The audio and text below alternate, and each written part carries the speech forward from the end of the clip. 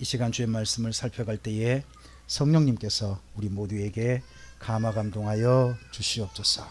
의탁드리오며 예수님 이름으로 기도합니다. 아멘.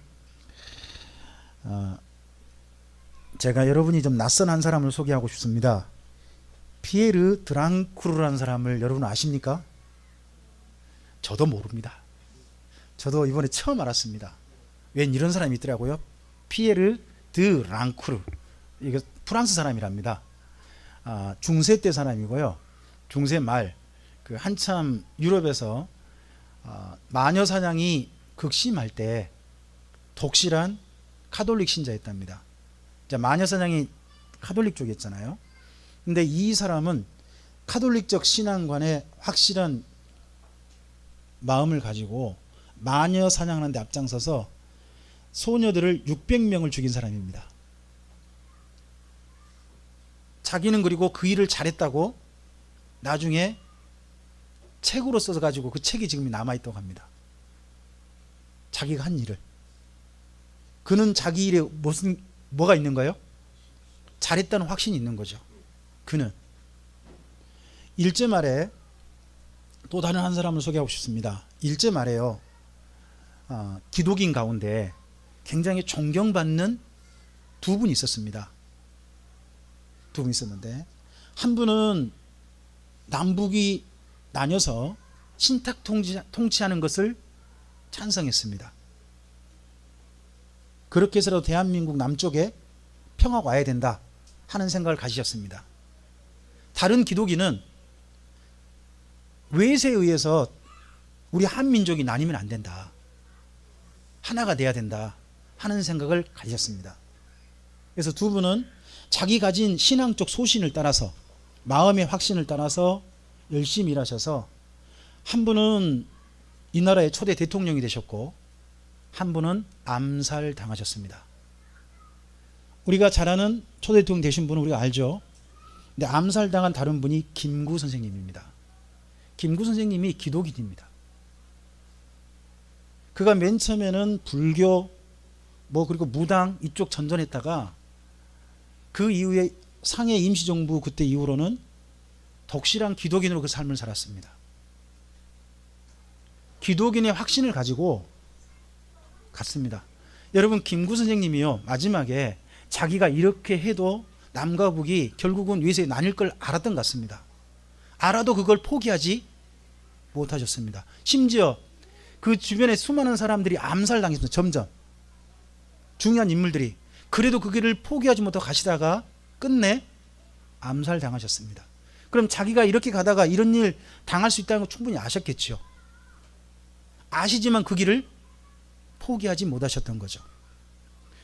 오늘 제가 저와 여러분 가운데서 길을 바르게 가는 교회 라는 제목으로 매월 첫 주 설교를 준비하면서 오늘 우리가 만나뵐 분이 예레미야라는 분입니다. 예레미야. 구약 성경 가운데 제일 비극적인 인물, 제일 불행한 분이 있다면 이 예레미야일 겁니다. 그분이 태어난 시기가 너무 불행합니다. 나라가 망해갈 때, 하나님께서 망하는 걸 결정하셔놓은 때에 하필 이분이 사역을 시작하셨습니다. 이분은 그래도 출신은 괜찮았습니다. 이분이 금수저 출신입니다. 예루살렘 성전에 아버지가 대제사장이었습니다. 그러면요, 그 당시에 최고 권력층의 자녀인 겁니다. 그럼 어때요? 일단 출신은 대단하죠. 그래서요, 그분이 40년 목회를 했는데요, 개척지가 광주 비아동이 아니라 서울 강남에 개척을 하셨습니다. 예루살렘에 개척하셔서 그곳에서 40년 목회를 하셨습니다. 아버지 덕이 좀 있죠? 네, 아버지 덕 후광이 좀 있어서 그곳에 개척했습니다. 여러분, 이 정도 했으면 성도가 많아야 되겠습니까? 적어야 되겠습니까? 근데 평생 40년 목회했는데 성도가 한 명입니다. 여러분, 성도가 한 3년 지나고 10년 지났는데 한 명이면 목회를 해야 됩니까? 말아야 됩니까?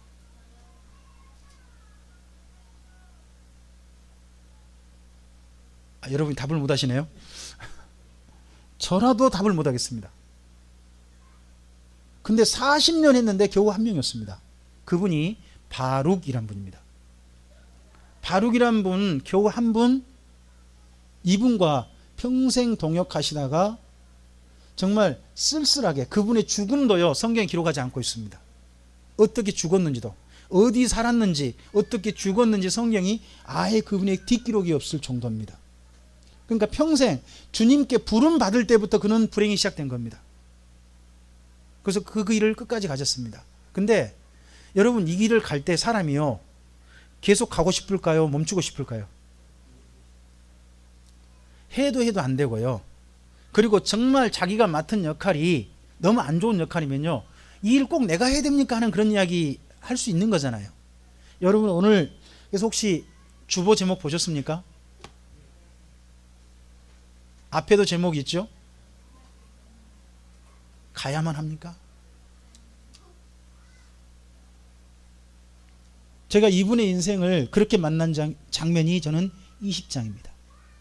여러분, 20장에 방금 우리가 읽어보신 좀 전에 오늘 우리 서가희 성도님 차례인데, 서가희 성도님 오늘 특별한 일이 있어가지고 서가희 성도님의 동생 되는 우리 서재원 형제가 성경을 봉독을 잘해줬습니다. 그 말씀이 8절 9절이었죠. 예레미야 20장. 이분은 메시지가 안 좋아요. 하나님께서 무슨 이야기를 전하래요?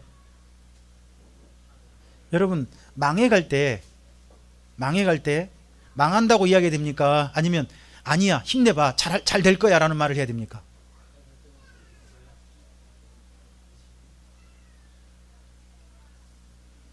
망해가더라도 힘내라고 말을 해야 될 거 아니겠습니까?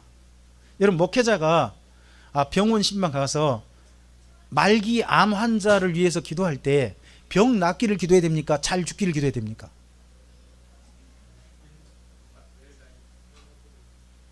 어느 쪽으로 기도해야 되죠? 목회자는 끝까지 병 낫기를 기도해야 됩니다.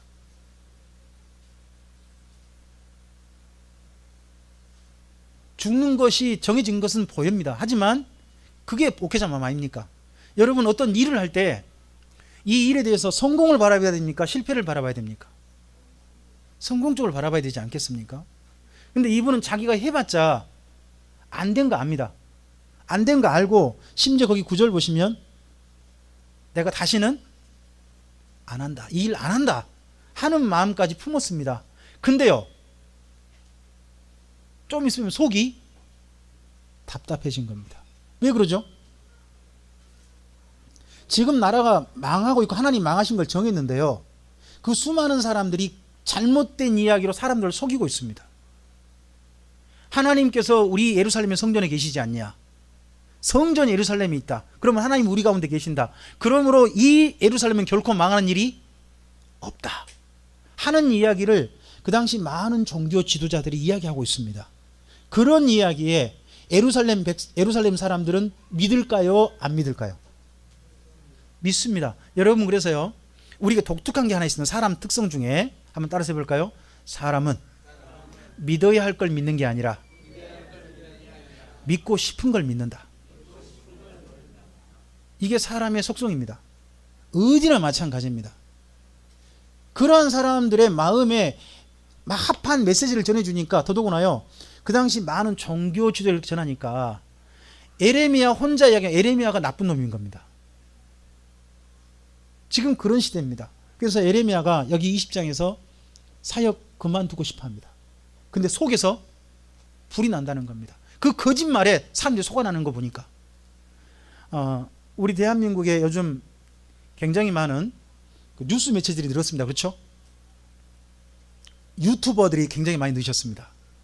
대한민국에 유튜버들이 늘으셔가지고 특별히 그 보수적인 색깔을 가진 유튜버들이 많이 늘으셔서요, 그 심지어 보수적인 그 유튜버들은 뉴스를 생산하시면서 그거 가지고 사업이 되는, 안정이 된 그런 데가 많습니다. 제법 많아졌습니다. 그러면서 우리나라의 뉴스가 양분되는 게 보입니다. 근데 보면 뭐가 보이냐 그러면 조그만 사실 하나 가지고 이걸 수많은 자기들의 생각을 덧입혀 가지고 이야기를 만들어내는 사람이 있는가 하면 사실에 근거해서 바르게 전하려고 하는, 거기 사실에 멈추려고 하는 것도 보입니다. 여러분, 사람들은요, 뭘 듣고 싶어 할까요? 예, 듣고 싶은 걸 듣고 싶습니다. 사실을 듣고 싶어 하지 않습니다. 뭘 듣고 싶어 해요? 내가 듣고 싶은 것만 들으려고 합니다. 이런 또 습성이 있습니다.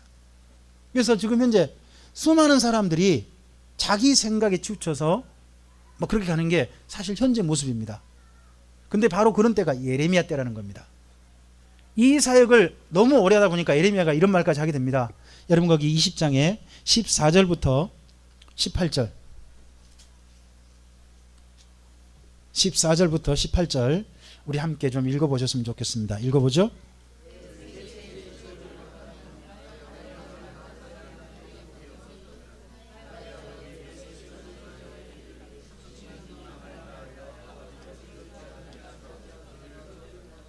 그 사람은 여호와께서 무너뜨리시고 후회하지 아니하신 성읍같이 되었다면, 그가 아침에는 부르짖는 소리, 낮에는 떠드는 소리를 듣게 하였다면 좋을 뻔하였나니, 이는 그가 나를 태에서 죽이지 아니하셨으며 나의 어머니를 내 무덤이 되지 않게 하셨으며 그 예배가 부른 채로 항상 있지 않게 하신 까닭이로다. 어찌하여 내가 태에서 나와서 고생과 슬픔을 보며 나의 날을 부끄러움으로 보내는고 하니라. 선지자가요, 자기 스스로 자기가 왜 태어났나, 내가 왜 태어나서 이런 일을 겪어야 되나 하는 지경까지 와 있는 분이 사실 예레미야입니다. 여러분, 이 정도 생각해보면 우리 삶에 어떻습니까? 내가 왜 태어나서 이런 일을 당해야 되나, 혹시 이런 경험까지 해보신 분들 있으십니까? 있으시다면 예레미야의 마음이 조금 이해되실지 모르겠습니다. 근데요, 여러분, 올바른 일을 하다가 이런 경험 해보셨습니까? 반드시 해야 할 일, 꼭 해야 될 일을 하다가 내가 왜 이 일을 맡아가지고 내가 이 지경까지, 내가 이렇게 비참한 소리까지 들어야 되나, 혹시 그런 생각해 보신 적 있습니까? 그렇다면 예레미야의 마음이 이해될 것 같습니다. 여러분, 이럴 때 우리가 예레미야에게 뭐라고 해줘야 됩니까? 계속 하라고 해야 됩니까? 멈추라고 해야 됩니까? 저는 예레미야 20장에서 그렇게 소리 듣습니다. 예레미야가 하나님께 말씀드리고 있습니다. 저 계속 가야 합니까? 꼭 가야만 합니까? 저 멈추고 싶습니다. 저 안 하고 싶습니다, 이제. 근데 예레미야 나머지 53장까지 쓰여지고 있거든요. 이 마음이 있지만 그가 끝내 일을 했습니다. 여러분, 근데 예레미야 일이란 뭐냐? 결국 망하는 걸 이야기하는 겁니다. 그럼 예레미야는 끝을 알죠? 자기가 이런 일 계속하면 그 다음이 소위 말하는 성공입니까? 실패입니까? 자기 말 아무도 안 듣습니다. 결국 아무도 안 듣는데 계속 이 일을 해야 한다는 겁니다. 이럴 때 오는 예레미야의 정말 좌절감은 참 심각하겠죠. 근데 저는 하나님의 이런 이야기를 좀 대신 좀 생각해 보게 됐습니다. 한번 저를 따라해 볼까요? 너라도 나를 위해서 일해주지 않겠니? 이 예루살렘에서요, 종교 지도자란 사람들이 한 사람도 하나님을 위해서 일하지 않습니다. 종교 지도자인데. 근데 누구라도, 예레미야 너라도, 그 이야기에 예레미야가 하나님의 말씀에 다시 한번, 그래요, 그럼 저라도, 그랬던 것 같습니다. 오늘 이 예레미야 이야기가 길을 바르게 가려고 하는 우리하고 무슨 상관이 있을까요? 제가 상당히 고민을 좀 많이 했습니다. 사실 여러분, 이 중에서 뭐 목회 사역을 하실 분 계신가요? 앞으로 실패할 게 뻔히 보이는데 목회 사역 하실 분, 개척하면 망할 게 뻔히 보이는데 목회 사역 하실 분 계세요? 평생 목회하셔서 한 명 성도 이렇게 뻔한데 가실 분 계세요? 그런 분은 없겠잖아요. 그 대신에 제가 우리 성도님들 좀 생각을 해봤습니다. 오늘 말씀 보면서 보니까 우리 성도님들도 참 다른 사람한테 별로 좋은 소리 못 들은 것 같은데, 이익도 별로 안 되는 것 같은데, 그리고 그대로 갔다간 평생 짐만 지고 안고 가는, 평생 짐 지고 가는 그런 인생 같은데, 그게 올바른 길이다 싶어서 가고 있는 분들이 제법 많이 보였습니다. 여러분, 매주 주일 토요일이면 쌍치를 기어이 갔다 오시는 아드님이 있죠. 아버지를 뵈고 와야 좀 더 마음 풀리고 주일날 예배하기가 조금 그나마 되는 그런 분이 보여서 그분 생각할 때마다 토요일날이면 이분 또 쌍치에 계시겠지 싶은 분이 있습니다.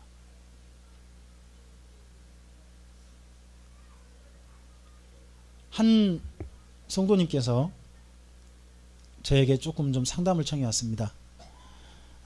우리 심정은 집사님이었습니다. 제주도에 100만 평이나 되는 유기농 농사를 하는 업체에서, 단체에서 여기 참된 건강과학에 당근 이런 걸 정말 안정적으로 공급해 줄 수 있는 그런 곳에서 업체 계약이 오고 해서 계속해서 연결되어지고, 또 그렇게 생산되어지면 참든은 그냥 생산자로 하고 판매는 자기들이 또 아는 유통업체를 통해서 판매할 수 있는 회사로서는, 제가 보니까 참든이 이 일을 맡으면 손해 날 게 전혀 없겠더라고요. 이익은 되지. 근데 그 일 때문에 저에게 상담을 청해 왔어요. 고민이 있었던 모양이에요. 그 업체가 유병원 구원파였어요. 이제 그것 때문에 고민돼서 오신 거예요. 회사로 보면 이게 안정된 수입이잖아요. 지금 참든이 회사를 저쪽으로 가다 보면 지금 직원이 늘었고요. 그만큼 수익이 있어야 전체 회사가 운영되는 거거든요. 그래서 참 많은 유혹이 됐을 것 같아요. 근데 고민되셔가지고 연락을 해 오신 거예요. 저도 회사 사장이 뻔히 보이는데 탁 잘라서 뭐라고 말씀드리기 너무 어려운 거예요. 근데 집사님께서 그 다음에 결단하셨더라고요. 제가 답 안 줘도 다 결단하시더만요. 거기하고 거래 안 하는 걸로. 생각해보면 그 다음 거래 안 한다고 해서 제가 속으로 딱 든 생각이, 참돈 앞으로 두 분 집사님 참 짐 무거우시겠다 하는 생각이 사실 있었어요. 그만큼 또 다른 또 수익업체가 또 생겨야 할 텐데 하는 생각을 하게 됐습니다. 여러분, 앞자리에 앉아 계시는 우리 임 선생님을 아십니까? 임근창 선생님.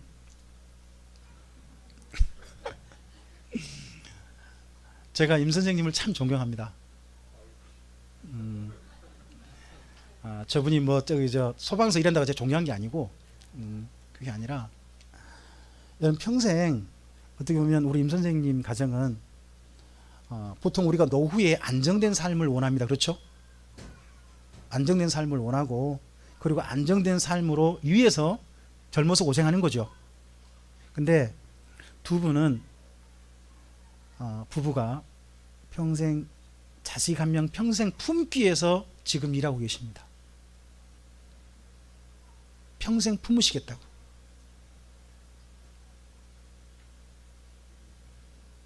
저는 그 모습이 너무 보기 좋습니다. 이런 일들이 우리 참빛교회는 가득합니다. 보니까 그래도요, 하나하나 바른 길, 비록 손해가 있고 내게 많은 이익이 안 되고 이 길 끝까지 간다 해서 뭐 결코 좋은 거 많이 없지만 그래도 올바른 길이어서 한결같이 가고 있는 우리 성도님들이 보여서 너무 감사합니다. 그런 성도님들, 꼭 내가 이렇게까지 해야 됩니까? 하나님께 그런 이야기 하실 수 있을지도 모르겠습니다. 내가 꼭 이렇게 해야 됩니까? 내가 꼭 해야만 합니까? 내가 꼭 가야만 합니까? 그럴 때 하나님께서 저는 이렇게 말씀하실 거라고 생각합니다. 에레미야에게 이야기하셨던 것처럼 너라도 같이 가자. 우리 옆에 계신 성도님의 손잡고 좀 이야기 한번 해보시겠습니까? 여러분이 하나님이 되셔서 성도님에게 그렇게 한번 이야기해 주시죠. 너라도 나랑 같이 가자.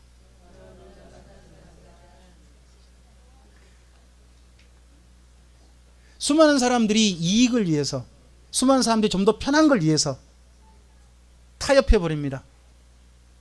안 하려고 합니다.